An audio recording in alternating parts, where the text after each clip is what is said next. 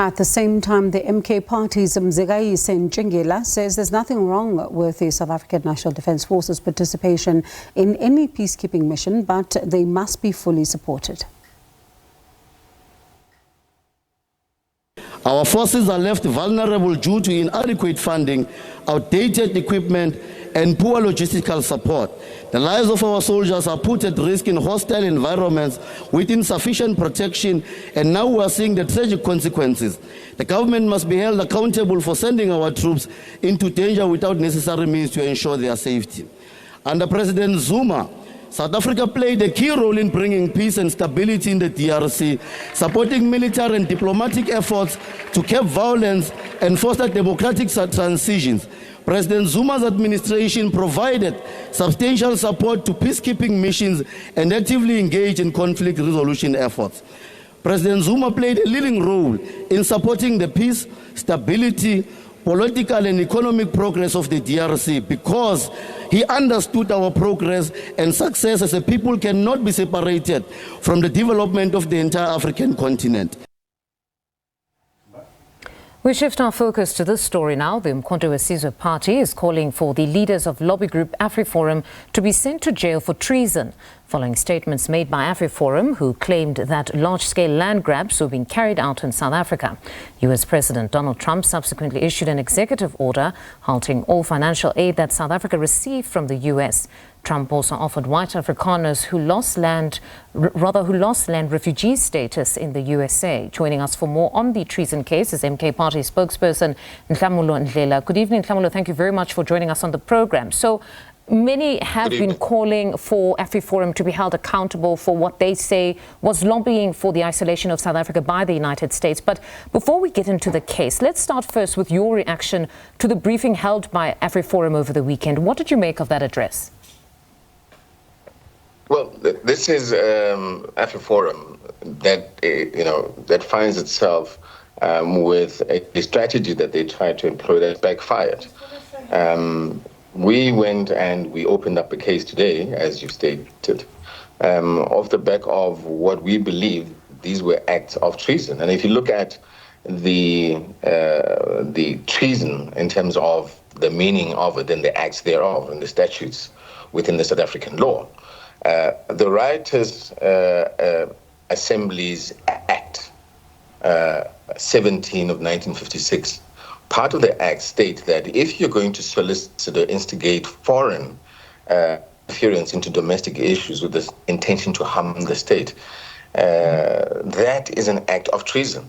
And AfriForum here went and lied and misled through their allies and having engaged with the U.S. administration, whether it be some of the stakeholders that agitated for them, about what is actually happening in this country as it pertains to the expropriation bill. We know that they misled their friends and their stakeholders, and that has led to an executive order, which is a total betrayal to the South African people, because that action led to an executive order which then has had an impact on the relations between South Africa and the US. So AfriForum needs to be held accountable. It cannot continue to be left to its own device, because it's clear that these people are just racist renegades whose intent is, to take us back to 1948, as opposed to advancing us as a country. And we need to start looking as to what is the actual reason that this AfriForum was formed, and are they still working within the ambits of exactly that? Because as it is right now, they are fighting the South African people, and South Africans should not differentiate them from what was the AWB and the Boeremark.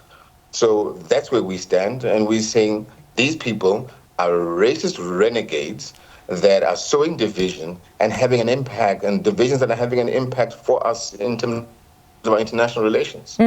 You say in this instance, AfriForum and perhaps Solidarity to a certain extent misled those in the United States. What if in court they go on to state that they did not mislead? For them, they hold the firm view that the Expropriation Act currently would lead to perhaps the seizing of land eventually, because they seem to still hold the view that that aspect of possibly being able to expropriate without compensation is problematic for them, and they feel it's far too vague. And we've seen even with the Democratic Alliance, now they're going to legally challenge it. So what happens in that instance where they say, if ever there is a charge that they deliberately misled, what if they go on to say that their defense is, we didn't deliberately mislead, we hold the view that it is problematic and could possibly lead to expropriation without compensation?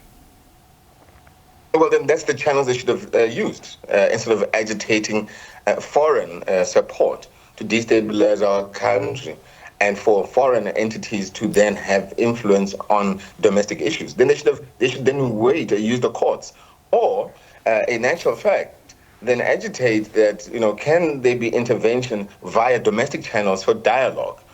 And that would have been unpacked, and those kind of discussions would have been had in the same way that the president now is sending an envoy to the U.S. to engage pertaining to this matter to clarify these issues. So, are you in no way swayed? Pardon me for interjecting there. Are you in no way swayed by the change of tone by the AfriForum and Solidarity in this respect? Because it seems now, beyond the extension of that refugee status, they've gone on to say they would prefer to stay in the country and fix whatever issues are there. And most importantly, they want to also engage the president of the country. So you're not swayed by that. You still believe that their act was treasonous. And according to you, that conduct does meet the standards of at least the definition, the legal definition of a treasonous act. Their act is treasonous. Everything that they are now backpedaling as a default position is what they should have or ought to have engaged initially.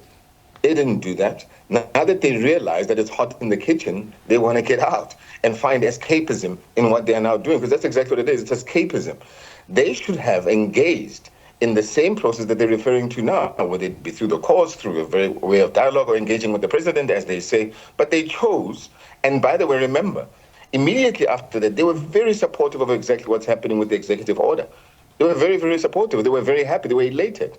But now that they've realized which implications that they can't control, because they're like kids that lit a fire that is now bringing the house down, and they can't control that, this is where they're now having to find themselves default and running helter-skelter, trying to turn off the fires that they lit. So we cannot take such people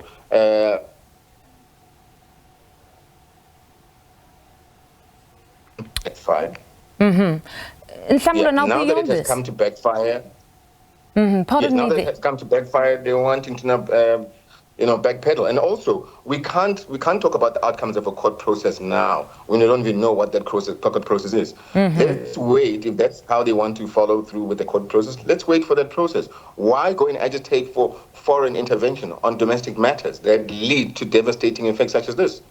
Now, beyond this case that you've opened, not to sound alarmist, but a diplomatic crisis is unfolding before our very eyes. You're outside of the GNU, of course, but how do you believe the GNU should be handling this matter now in the interest of all South Africans, according to the MK party? Well, firstly, there shouldn't be any GNU, because the same DA is part of this. 25% of this country is not represented. So whatever decisions that they're taking, 25% of the electorate is excluded. So let's start from there. This is a DA-led coalition. How this should be handled, firstly, the biggest challenge is that the same GNU, when it came to the Bella bill, went and consulted with the same AfriForum. Why? And that's part of the problem here, that gives the institutions such as these racist renegades the power to think that they can wield, and drag themselves into spaces that they shouldn't be. I mean, who are they to be going out there and represent? All right, unfortunately, we government pertaining to way beyond their space. All right, Nhlamulo, thank you very much for joining us this evening, and we do apologize for that shaky line. That's MK party spokesperson Nhlamulo Ndlela there, just sharing with us their views beyond the opening of that treason case against AfriForum.